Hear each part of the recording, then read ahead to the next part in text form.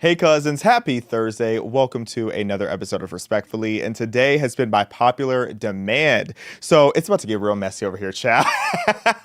And we are doing a Q&A after because I really need to know what it is that you guys are thinking of this topic. So if you have been under a rock, then you may not have seen yet this video of comedian Druski. Now, Druski is a 30-year-old comedian and content creator. He's known for his viral boundary pushing skits. He is a black man. We kind of look alike. If you squint and envision my back a little bigger, no shade, we kind of look alike. Okay, we got that two-tone blonde going on. I had it first, I think, and if I didn't, I'm gonna lie and say I did. But Druski is going so viral because of his recent skit where he did Whiteface. Yes, imagine blackface, but him as a black man cosplaying a Caucasian man at NASCAR. And everybody is debating. No one's debating if it's funny or not. It's objectively hilarious from the little bit of clips that I've seen.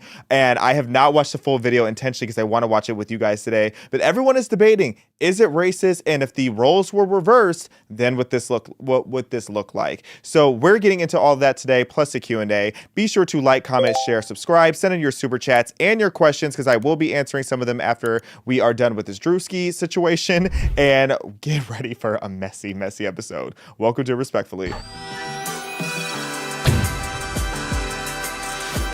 So again, if you don't know who Druski is, he has just been blowing up in fame in the last few years, and for good reasons. He's one of those creators that I've never necessarily sought out his content, but every time it ends up in front of me, I'm just baffled by what it is that this man is doing or what he has to say. He's clearly making a huge impact. He was named one of Rolling Stone's most influential creators. He was in fact named the second most influential creator of 2025 for shaping digital comedy. Now, let's get right into it. Mind you, this video on his Twitter post alone, let alone all the reposts, on his Twitter post alone as of right now has over 207 million views on Twitter. So let's see what it is. Whiteface at a NASCAR race. I saw this part. I had to stop watching after this so I could see the rest later. Here's the love. Here's the honor. If you can't win her, own her. It's crazy.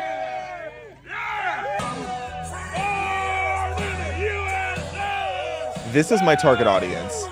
I want all of my cousins to look just like this and have this energy. Hey, Suanna. She's not listening. Hey, come up. You need to listen to your nana.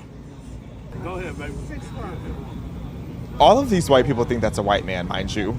Girl, you crazy now.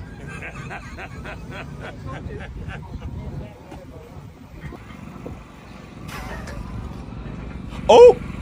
That's crazy. Hey, Mima.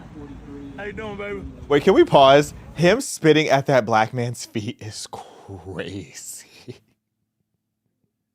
Imagine being that brother and then going on Twitter after, because you know when he left, he was thinking that this big-backed man is all types of slurs. He was probably calling Druski everything but a child of God in his head after he just spat near his feet. Imagine being him and thinking all day, I can't believe the audacity of this white man. Racism must be back. And then you go online and you see millions of views of you having your feet spat at. That's crazy. And you know I know all these white people thought that this was a real white man because I thought it was. All day I was seeing this white man on my Twitter feed and on my TikTok feed and my Instagram feed, and I just thought that this was a random white man. I had no idea that this was Druski, but let's continue. The makeup artist deserves a raise because it's the sunburn for me. The farmer's tan is lethal. He should be doing an ad with whatever kind of body makeup that is. No, I'm going to the race. What race? You lost. You going to NASCAR? Yes, sir. A little bit. You ain't lost, is you? No, I'm good. I'm going to the race, sir. Sure about that? Yes, sir. Find something Wow. safe to do, boy. Pause. That should have healed black fatigue. The way he handled that, because he handled it better than I did, or I would have. If I had somebody lean out the window and spit near my feet and asking me if I was lost when I'm minding my business at a NASCAR race, let me be black and redneck in peace. Okay, that's what I would have at least started with, and I probably would have cursed Druski out. But again, it shows some black people are mild-mannered and not crash outs. So stop thinking that we all crash out at the speed of light. I do, but let's keep going. This is a mess. Yeah. If liquor don't kill us, must.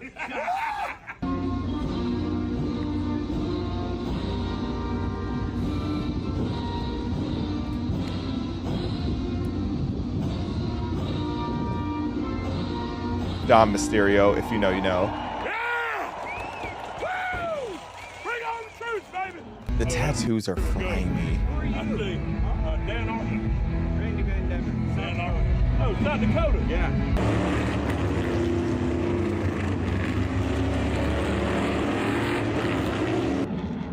Damn right. Proud to be American. Wow.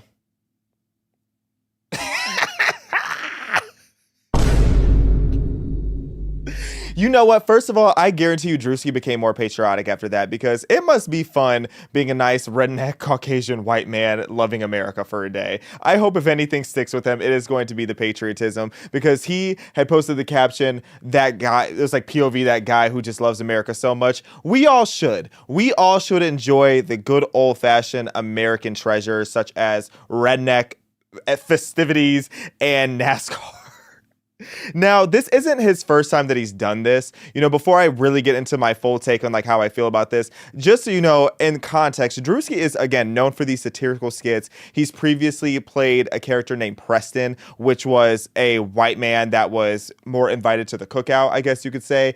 So let's just show a portion of this compilation of him being his other character, his hood white boy, his Wigga character. White boy summer. I'm chilling. I'm posted up.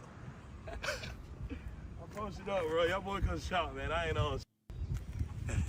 I've been to 6 gas stations and seen people exactly like this, all in the hood. Straight up, man. Tell them on. Jit right here, man. Tell 'em I'm on. ready to jit right here, man. You know what's See, going on, man. I grew up with my grandma. Yeah. See, folks always tell me like, you a white boy, you can't be doing all that. I grew up on that side. On that side, yeah. But I was raised by these folks. I can't. Okay, you guys get the gist. He's giving Jinja, if you guys remember that episode where we talked about how redheads are now considered black, Jinjas and let me watch my language all here. But you know, he does this. Okay, now the question, is this racist? Everybody's asking me, is what Druski did racist? Well, yeah. a little bit, but that's what makes it funny. You know, just a sprinkle of racism can be funny. You know what I mean? This is the type of racism that is clearly not meant to truly degrade or attack anybody. And if you're Caucasian and you feel like this is just blatantly racist and disrespectful and offensive, I'm not mad at you, and I'm not going to tell you you're wrong, okay? That's your fight. I can only fight so many battles, but so I get it. I get it if you feel like this is deeply disrespectful. I hear you, and leave your comments in the live chat because I would love to hear your perspective. But from my perspective, this is the type of race joke that actually brings us closer together and not divide us, if that makes sense. Because this is basically testing the waters for White Chicks 2. We all know that we want that movie, okay? We all want to see the Wayans brothers put on that powdered makeup, those shake and go wigs, and go fight crime again. White Chicks 2 was hilarious, and people always say, well, we can never do that in today's climate. Probably can't. Until the pendulum starts shifting back to where we are all able to make fun of each other again. That's what I miss. I miss the days where we were all able to make fun of each other. I love a good black joke. I just posted a whole video about being 2% Chinese on my Instagram today. It's like, I love being able to poke fun at each other because at the end of the day, we are American, and that's what we're supposed to come back together and recognize, okay? So now the other question is, if this were the other way around, would the blackface be racist? Yes, again. And as much as y'all know, I am Uncle Tom's favorite nephew, but I have to call a spade a spade. You have to acknowledge that this is a double standard, but it's a double standard that kind of makes sense. So an example of a double standard that makes sense. If you are a father and you have they could be twins. You could have a son and a daughter. The son, you're less worried about who your son is going out and dating than you are with your daughter. Why? Because there's context to it. Your daughter has a bigger risk of threat. Your daughter has a bigger risk of who is this guy that your daughter's going out taking? You're less worried about your son. Now, when it comes to blackface and whiteface, why they'll never be fully equal is because blackface was actually a very real thing, obviously. Blackface, and some people actually don't know this. Some people just think blackface is if you wear black face paint, which I've always thought was very weird. Wearing black face paint isn't necessarily blackface. Blackface is when they had the minstrel shows back in the day and early days of media, when they were literally used for the sole purpose of dehumanizing black people. It wasn't meant for comedy for everybody involved. It wasn't meant to pull us together. It was meant to literally degrade and dehumanize black people. So we are clearly, in my opinion, and objectively, we are not a racist country today, but we do have a history that included racism. So I can understand why there's the double standard of why this is not as offensive as if somebody were to go and do blackface. Now, if somebody goes and is like cosplaying ghetto, that's hilarious. We see young white liberal women doing it every single day, but nobody wants to clock that T. Okay, Alabama Barker. Bad Baby, we know that you're actually a ghetto white girl. But Alabama Barker, Travis Barker and Kourtney Kardashian's daughter, that is not a ghetto white girl. That is a girl that grew up with hundreds of millions of dollars at her disposal and within her access, basically, and cosplays being ghetto. That's basically blackface, but we let it slide, okay? Let's just be honest if we're having an honest conversation here. Now, what Druski also did that needs to be acknowledged, this was funny because it was lighthearted and it was executed so well. If this was done in a sloppy manner, then it would have felt more racist. It would have felt more corny. It would have felt more forced. It would have felt more tone deaf and really just felt like it was dehumanizing white people if it were done in a poor, cheap manner. But because this was executed with a masterclass, like the makeup was on point, the hair was on point, the energy was on point, white people were laughing and happy and involved. I guarantee you the white people that didn't know that that was a whole black man, they are still smiling about that good energy. And they're probably laughing even harder now knowing that that was a comedian that was just embracing their culture. Okay. It wasn't cultural appropriation. He was really down and about it. So but what I want to say is this can be a dangerous slippery slope that I don't want to see, because I just know the most ghetto, clout chasing, desperate TikToker out there, whether black or white, is thinking about how they can capitalize on this moment. And I know that there is some cheap entertainer that is going to try to recreate this, and it's just going to be reductive, and it's going to be embarrassing and cringe, and it's going to ruin the whole joke before the joke could even fully play out. But I am just message to all of you TikTokers, don't do it. Don't do it. Leave it to Druski. This is not a skit that any TikToker can pull off. And I don't want this to also turn into some alt-right content creator that is white cosplaying or doing blackface and then starting some race war that is low level and low vibrational and just ultimately drags us back into Jim Crow South. Nobody wants to see that. Okay. Nobody wants to see division come from this. We are enjoying a moment where we are all able to laugh at each other and how crazy and ridiculous the whole thing is. And Druski, job well done. You made pretty much everybody laugh, and anyone that's not laughing, if you're Caucasian, I get it. Especially if you're a redneck Caucasian, I can understand why this might be off-putting to you. But in a general consensus, comedy is sometimes a little offensive. Comedy pushes boundaries. That's exactly what Druski was doing. Now, as we talk about the public's reaction, of course, this is going super insanely viral. I saw on Twitter, it's at like 207 million views. I can't imagine what it's like on TikTok. It's probably even bigger, and it's going viral everywhere. Most of the reaction has seemed to be positive. A lot of the fans are praising his commitment to the bit. And again, the makeup quality, the tattoo quality, it's very much giving Tropic Thunder vibes when it comes to just the levels of performance art. So the reverse Tropic Thunder, like it's so good. It's so good. You can only be so mad at it. The makeup artist deserves a raise, and everybody agrees on that.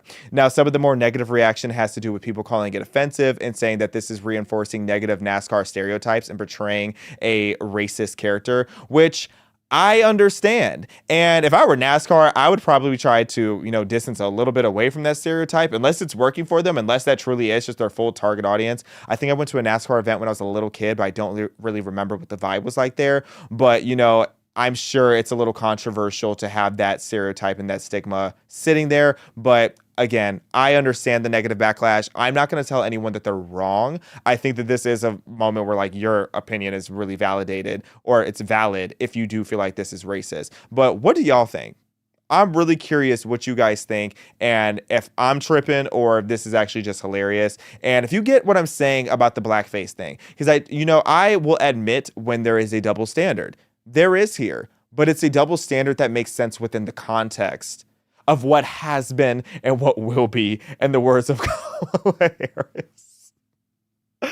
Oh my gosh. But the other part about it that got some backlash were the whole thing about him spitting at the feet of the black fans, because somebody pointed this out and I can't get over it. They said, you treated the black fans worse than any white person did that whole day. That's valid. That's valid. And that was a black person I saw that said that. And I'm glad that you pointed that out, because these white NASCAR fans, they see the black fans and they're not worried about them. Why? Because we're over it.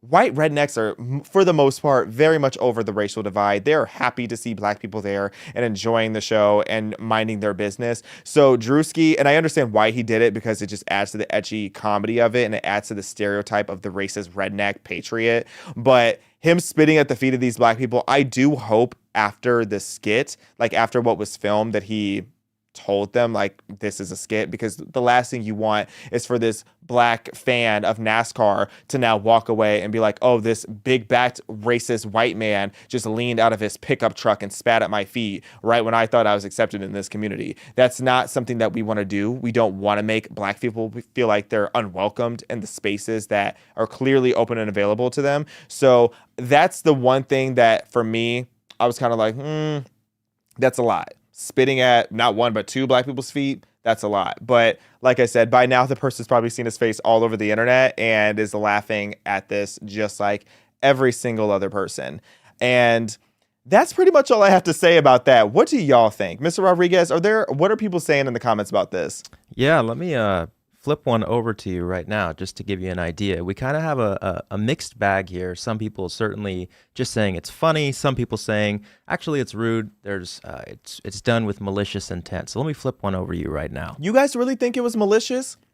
Okay, so I'm going to read some of this of what you guys are saying. So yes, it's uncomfortable. It makes us feel on edge, but it also makes us think and feel. And that, again, call me old fashioned, is called human. So when RDJ did it, was it funny? Was it just oh wait, that's a different comment. So okay, so that first comment, scroll back up, Mr. Rodriguez. So it makes you uncomfortable. I get it. I totally get it. If I were a part of the demographic, I'd probably be uncomfortable too. I get it. I know a lot of people that are of that demographic, of like the more redneck white folk. I grew up around redneck white people, so I understand why that would be weird to watch, especially as a NASCAR fan. But it makes you feel human. Love that.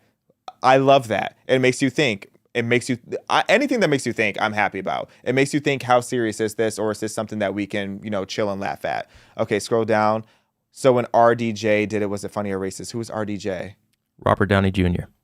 Oh, I don't remember. Did Tropic he do Thunder. blackface? Oh, honestly, I just know the memes from that movie. I've never actually watched it. What race was he pretending to be, Mr. Rodriguez? He was pretending to be black. He was pretending to be black.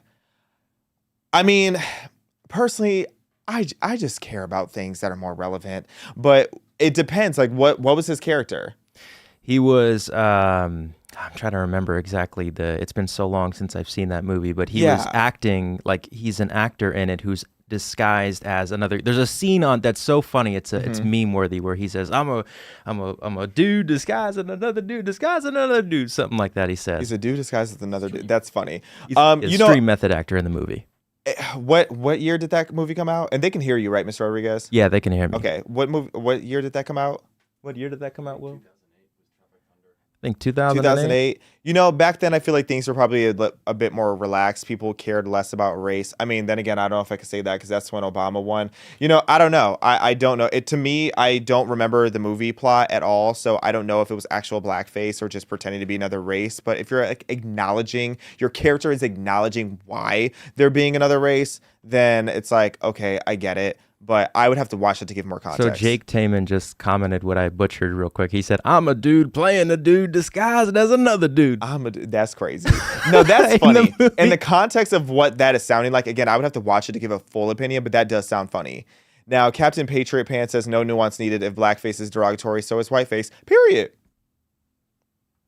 I'm not going to argue with you on that. I think it is derogatory. I think it's edgy. I have dark humor. I always have had dark humor. No pun intended when it comes to that. I just do think it's worth acknowledging the historical difference there.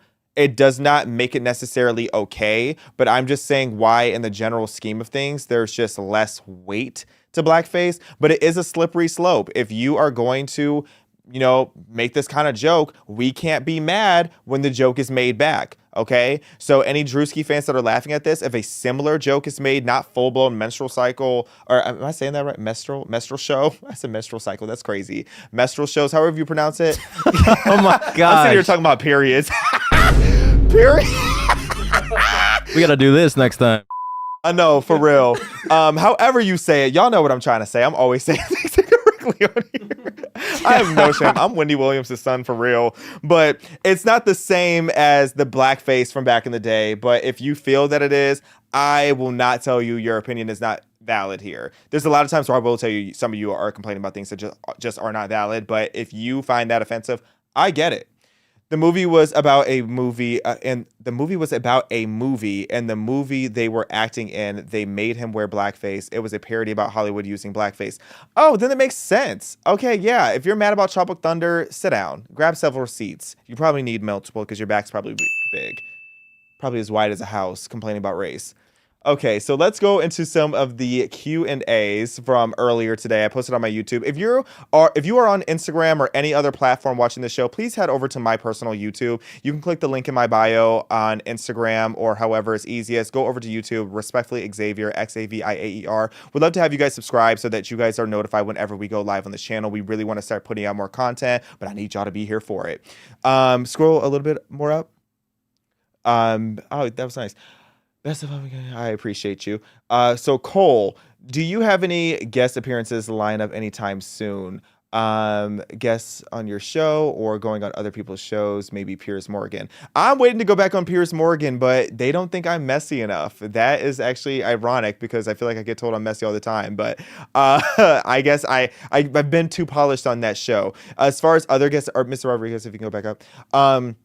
As far as guest appearances, yes, I'm going to be interviewing Zuby soon. I'm going to be interviewing Officer Brandon Tatum pretty soon, working on one with Terrence Williams, comedian, and a few others that are in the pipeline. So yes, we have some more coming up. And as far as my guest appearances, I will be doing more guest appearances in October. I'm going to be going on vacation later in the month, but we still will have great content for you guys. And I'll be filming some from where I'm going.